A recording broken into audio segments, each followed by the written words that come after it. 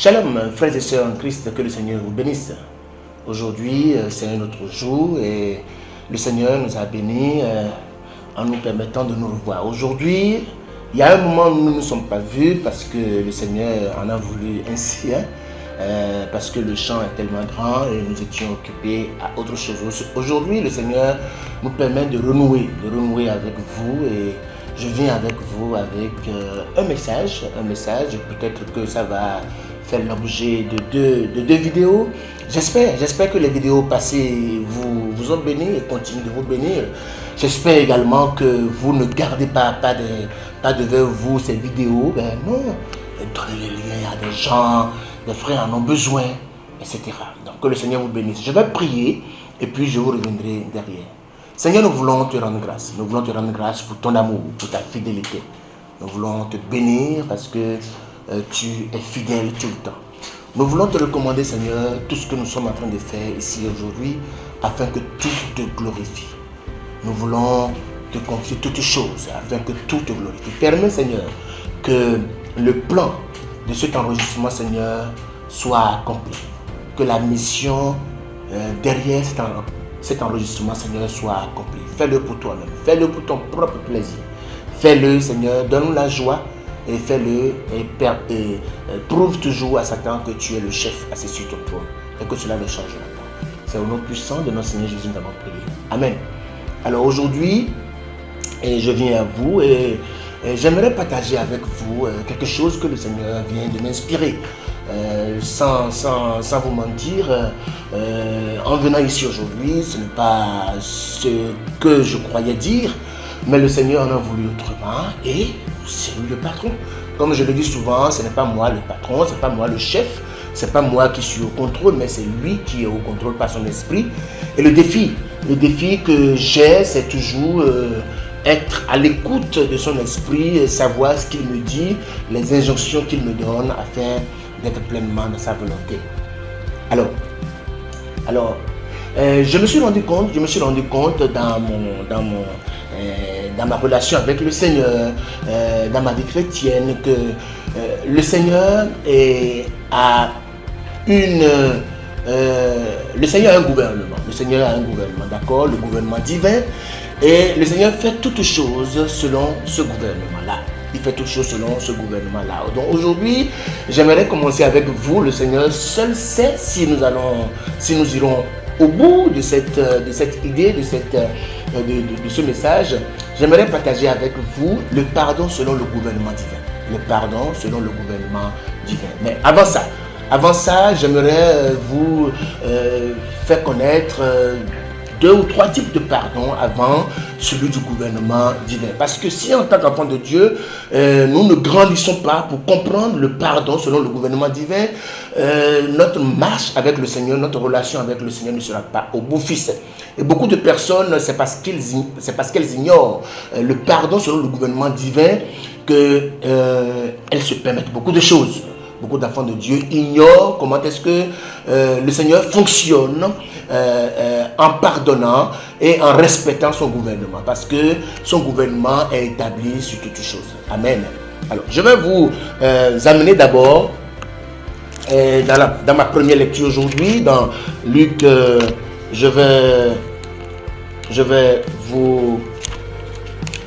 on va lire dans Luc 24. Luc 24, je vais lire à partir du verset 45. Luc 24, à partir du verset 45. Alors il leur ouvrit l'intelligence afin qu'ils comprennent les Écritures. Et il leur dit, ainsi il est écrit et il fallait que cela arrive, que le Messie souffrirait et qu'il ressusciterait le 3e jour. Et que la repentance et le pardon des péchés seraient prêchés en son nom à toutes les nations, à commencer par Jérusalem. Ça, c'est le pardon éternel.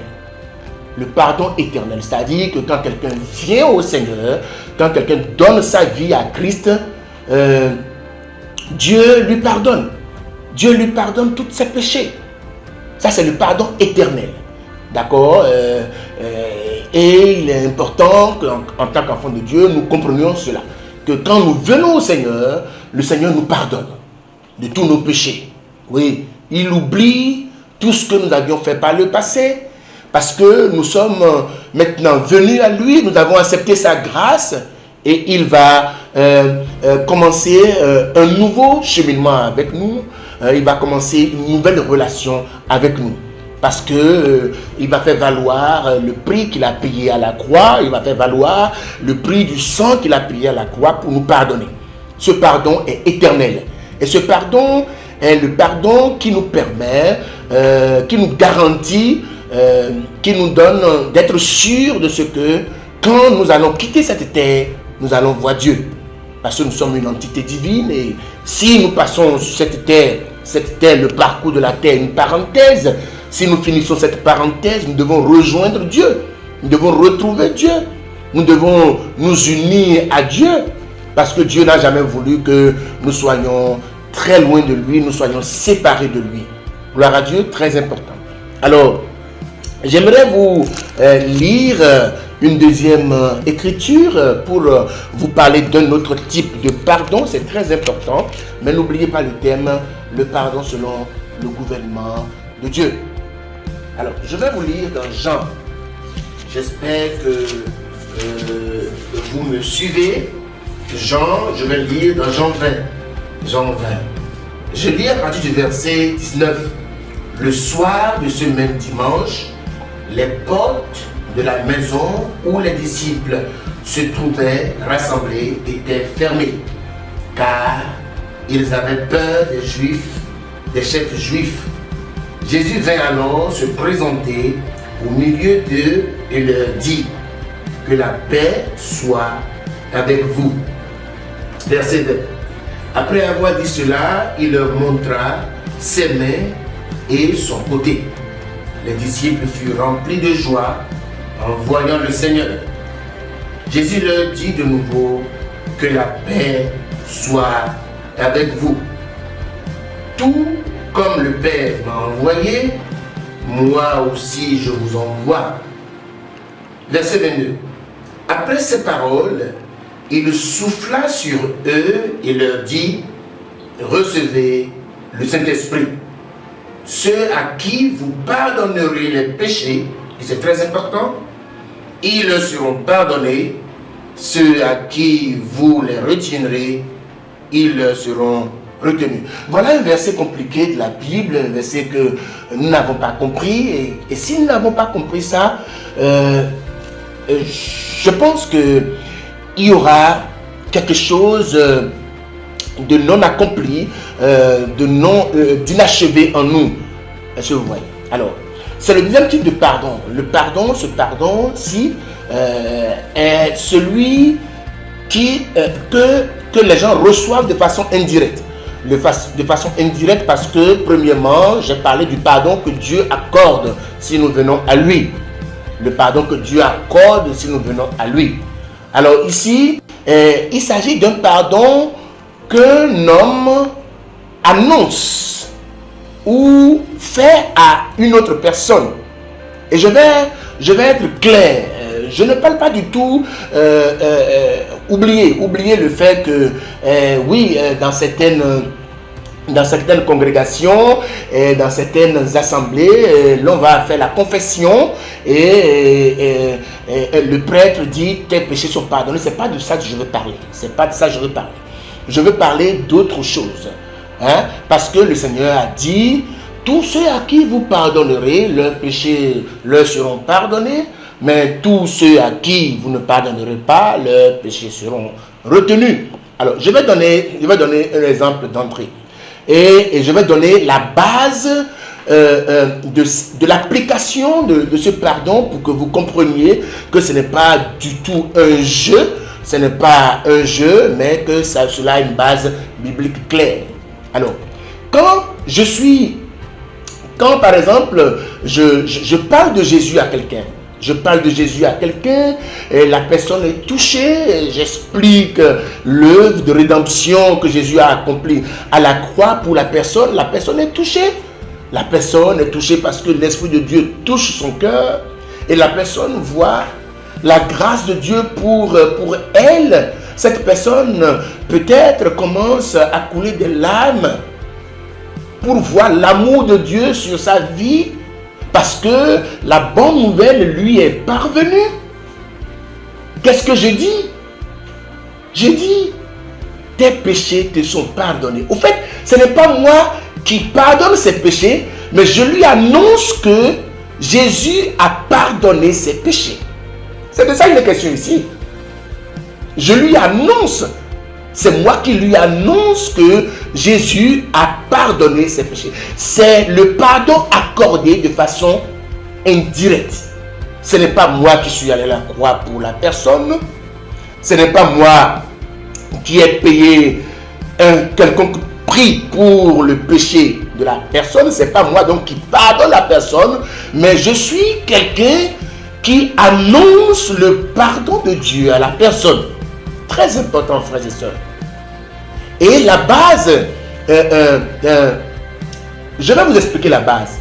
La base, c'est que vous imaginez que le Seigneur, il a dit, recevez le Saint-Esprit. Il faut que l'Esprit de Dieu vous conduise et vous amène à dire à cette personne qui est touchée par le message de l'Évangile, par le message de la bonne nouvelle, au fait, tu es bien heureux, tes péchés te sont déjà pardonnés. Donc nous sommes au fait un canal que le Saint-Esprit va utiliser pour dire, parce que il y a plusieurs personnes qui ne savent pas que leurs péchés sont pardonnés. Au fait, les péchés de tout le monde entier est pardonné. Mais ce n'est pas activé pour ceux qui viennent au contact de la parole et qui acceptent cette nouvelle-là. Parce que vous imaginez bien que Jésus n'ira plus jamais à la croix pour X ou Y. Donc c'est le deuxième type de pardon, le pardon indirect. Le pardon accordé à autrui, mais c'est le pardon toujours de Dieu accordé à autrui par un canal que Dieu utilise. Alors je vais vous parler du troisième type de pardon. N'oubliez pas le thème, c'est un thème que le Seigneur m'a inspiré quand je suis venu à ce pupitre. Alors le thème, c'est bien le pardon selon le gouvernement divin.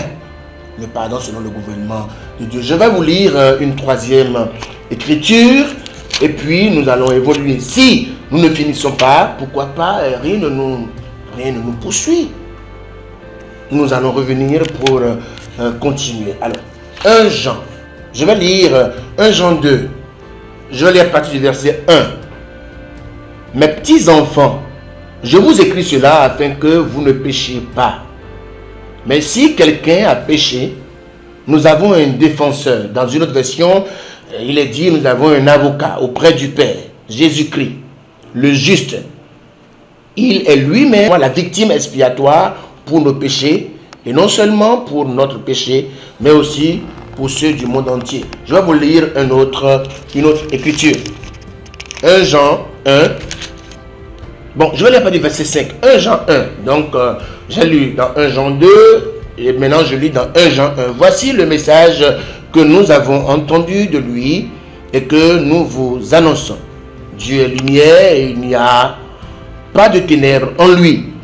Si nous disons que nous sommes en communion avec lui, tout en marchant dans les ténèbres, nous mentons et nous ne mettons pas la vérité en pratique. Mais si nous marchons dans la lumière, tout comme Dieu lui-même est dans la lumière, nous sommes en communion les uns avec les autres. Le sang de Jésus, son Fils, nous purifie de tout péché. Si nous disons que nous n'avons pas de péché, nous nous trompons nous-mêmes et la vérité n'est pas en nous. Alors ce troisième type de pardon, c'est le pardon qui vient de notre relation avec le Seigneur. Alors, en tant qu'enfant de Dieu, oui, nous avons été pardonnés quand nous avons reçu la bonne nouvelle et avons accepté le message de Christ, oui. Mais il se fait, personne ne peut le dire, c'est pourquoi je vous ai lu ces deux écritures.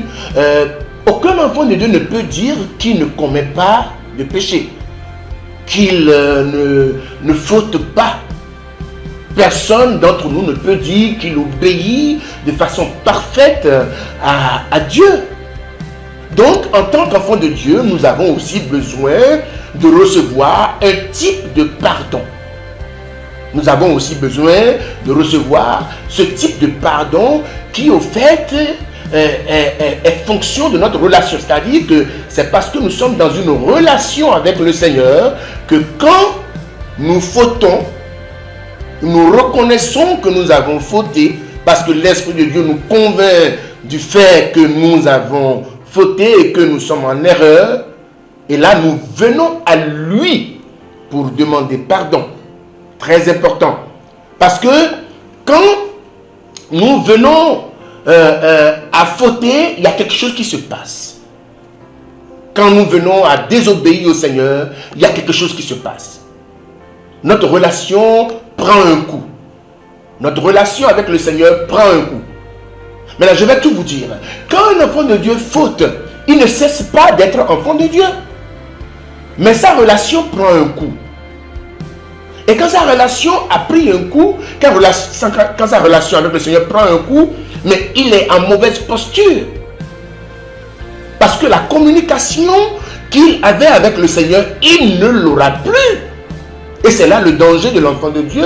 Parce que si nous fautons en même temps et que l'Esprit de Dieu ne nous convainc pas que nous avons fauté, nous avons un problème.